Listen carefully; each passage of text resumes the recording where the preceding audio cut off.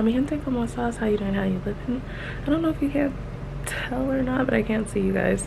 I do these drops at night because it's extremely dry here, and I don't know if he said my cornea was cracked or what, but I have to lube up my eyes to make sure they are good. I stare at a screen all day for 10 hours, and then I do stupid shit like stare at my phone after work. So yeah, I can't really see you. It's blurry as fuck, but and I can see that I have like, it looks like wetness in the corner, but that's all from my lubes. Then I started thinking about like self-talk and stuff like that, because I was thinking like, you know, when we're younger, I don't think it's put into us to love ourselves first. Especially with girls, I think the primary focus a lot of times, instead of loving ourselves, is romantic love and finding romantic love, but not really like love with regard to ourselves. And with guys, I don't think they have the same pressure with like romantic love and the focus of finding someone and that being their primary reason for living as women are, but I still don't feel like it's instilled in them to love themselves enough. So I realize in my own self, like when it comes to self-talk, I am awful. I am so awful at self-talk. Like when it comes to how I feel about myself, the things that I say to myself, I don't speak very positively to myself.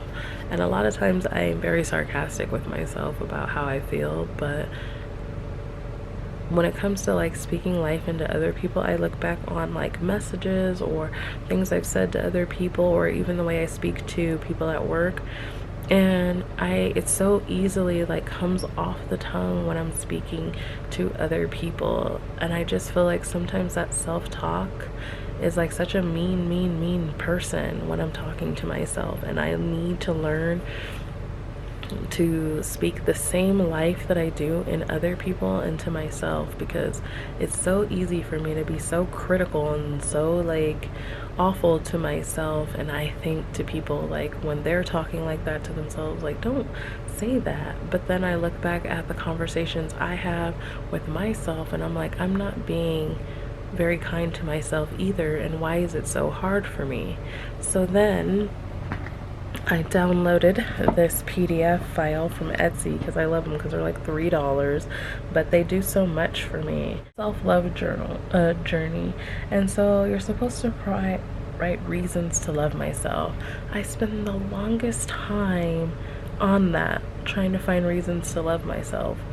And I'm like, and everything that I could think of is in relation to other people, like nothing personally about myself, which was something that I used to get so mad at my ex for doing, because he never talked about me as a person. He talked about things I would do for him. So, oh, you kept the house clean. Oh, you made sure dinner was made. You made sure the bills were paid. You took care of me. But I'm like, none of that speaks to who I am as a person. That just speaks to things I do for you, which in essence a cook can do for you, a maid can do for you, like anyone can do for you outside of me. But what makes me special outside of being a maid, a cook, a chef, like, you know what I mean? Like, well, cooking chefs anyway. So then when I'm thinking about myself, I can't think of anything about myself outside of those same things of what I do for other people. And I'm like, this is gonna be a hard task, but I'm determined to hone in on the good attributes of myself and make sure that I speak life into myself, because I should be off the top of the dome, be able to figure out nice things to say about myself. But even when I'm looking back at like work critiques, things of that nature, people can say things about me or look forward to speaking to me or whatever, but everything I think of has to do with how I care for other people, or how I love other people, or what I can do for other people. But it doesn't speak about me personally. If I take away my ability to do things for other people, what would I love about myself? And that's a really, really hard question for me to answer. And I hate that that's so hard for me. So I do go through and I do the 3 prompts, even if it's the most like tiniest of things. So this one was like my loving heart, adventurous, which I haven't been in a while, but I'm going back to that. But like finding things about myself personally, because you think about what you have to put out even on dating apps or anything is kind of like a resume of yourself. And on this resume, when it's hard for me to think of things to say, I'm like, why would I want to date me, or why would I want to kick it with me, or why would I want to be my own friend? Like, those are just things that I'm thinking too about when I'm doing these things. And I want to make sure that I'm really taking the time to care for myself and do things for myself and love on myself, and even if it's in the smallest of ways. But it's big, because it's learning to speak life into myself as I do for others, because that's going to help my kids learn to speak life into themselves as well. Like, being so critical of yourself. It's already hard enough to be a mom and you're super critical of yourself, and people will point out your flaws of everything that you do as a mom, as a wife, as an employee, as anything. And so you definitely need to have peace within your own mind about yourself, because it's hard enough in the world. Everyone's out to critique you anyways. Uploading a video to YouTube opens up a world of critiques from other people for them to feel some type of way about you. And while you might feel like, well, this is pretty good, like I put this out here, and even if I'm being vulnerable, people will find something to say to tear you down and make you feel bad about yourself, not knowing how hard it is to post content on a platform that's basically like, hey, judge me, hey, I did this. And even if you come out and you say to yourself, like, or to your audience, like, this is how I fucked up as a human being, and this is how, yeah, and you're a shitty ass, stupid ass, dumb ass bitch, and blah blah blah. I listened to somebody today, I was in my sleep kinda, and I was a reactor, and somebody came and spoke on, and they were talking about a person in the mom sector, and the person said, your mom should have swallowed you or stuck a hanger up inside of you to get rid of you. And I was like, how do you feel so angry, so passionate about somebody that you would say something so hurtful?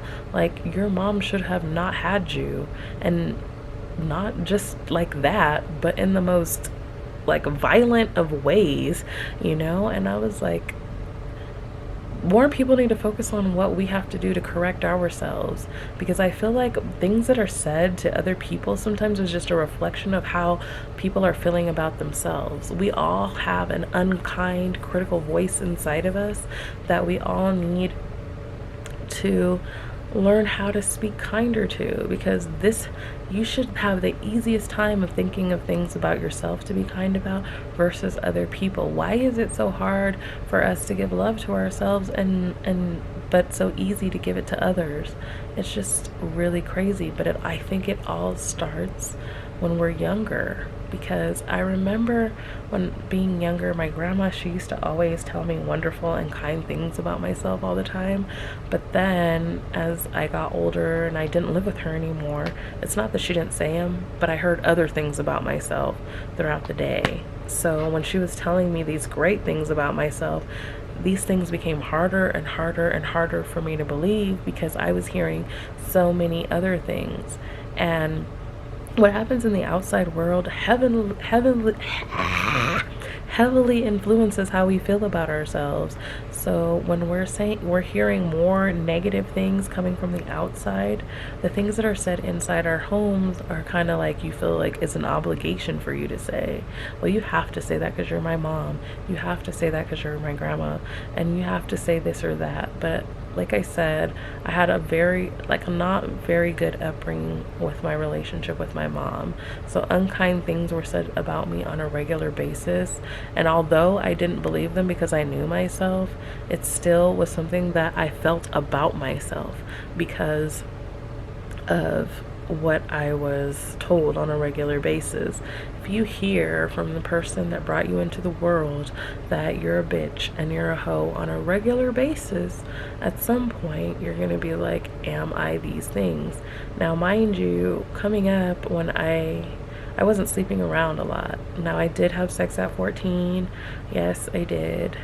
But that was my first partner. My husband was my second partner. I should add consensual partner in there. But I had 2 partners before I got married. Now, what I do now is my business, but I did, I embrace hoe is life now. I'm very sex positive. Whatever you choose to do to make you happy, do it. I don't judge you because, I mean, who am I to judge anyways? Like, I'm not in your bedroom. I'm not sleeping with you. But if you got some tips and tricks, like, send them over to your girl. I'm kidding. Well, no, I'm not kidding. You can. But yeah, if you hear like unkind things about yourself, you're gonna have a hard time speaking positivity to yourself because the person that loves you and brought you into the world didn't say very many positive things.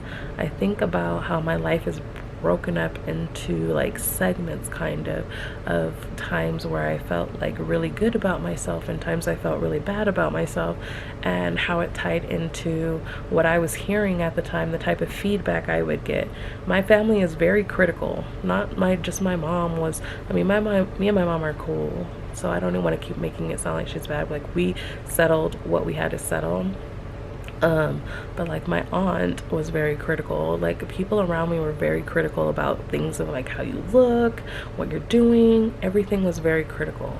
If you look at overall of life, like, oh yeah, well maybe her son started off here but he's over here now, and I maybe started off here but I'm over here now, and you don't know where somebody's going to end up. But if your own family can't speak life into you, it's definitely hard for you to speak life into yourself. So I think while you're young, because my grandpa, he was very specific. Like, I would just joke around and be like, oh, my kids are bad, and he was like, don't ever say they're bad, say they're active. And even just changing that, saying, and they weren't actually bad, I would just be joking around, my kids were not bad. Actually, everyone around knew that my kids weren't bad.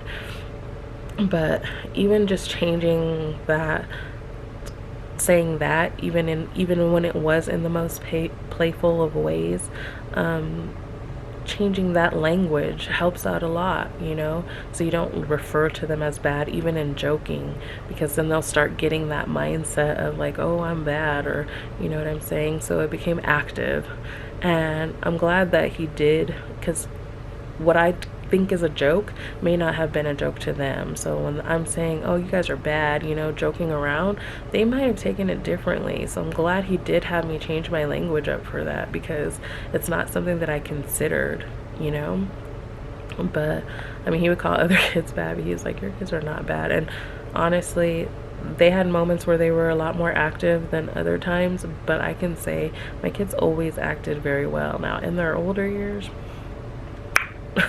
but in their younger years, everyone saw them as respectful and great kids, and they definitely were.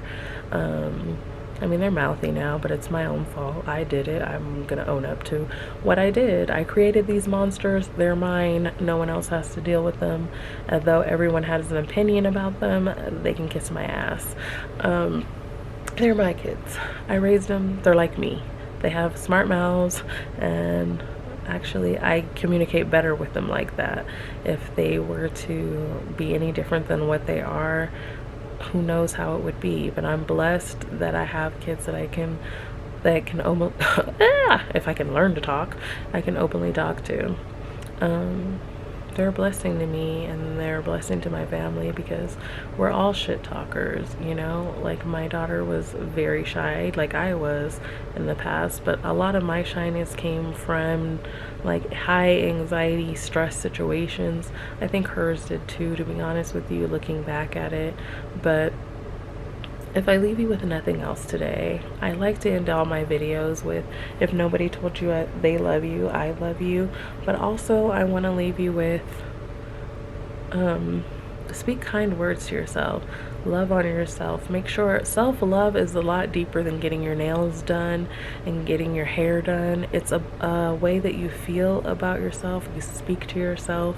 And you know, I want everybody to experience true love within themselves, because I think if we give ourselves love first, then it would be easier to detect when people aren't treating us right. And it will help us love others better when we know how to love ourselves. Because I can't teach somebody how to love me if I don't even know how to love myself. Like, how can I show you what I need when it comes to love if I don't even know? You know what I mean? And I can speculate things that make me feel loved, but since I can't give those things to myself, how can I expect you to give them to me? I appreciate the partner that understands that some people didn't have those experiences and speaks life into their partners so that they can feel better. I have what to call him. I have a friend, and he and we live our lives kind of the same way, where we go into hiding when we're going through hardships and things like that. So we're talking today because randomly he just checks on me and he's like, hey, I hope you're doing good. And I was like, something's going on with him.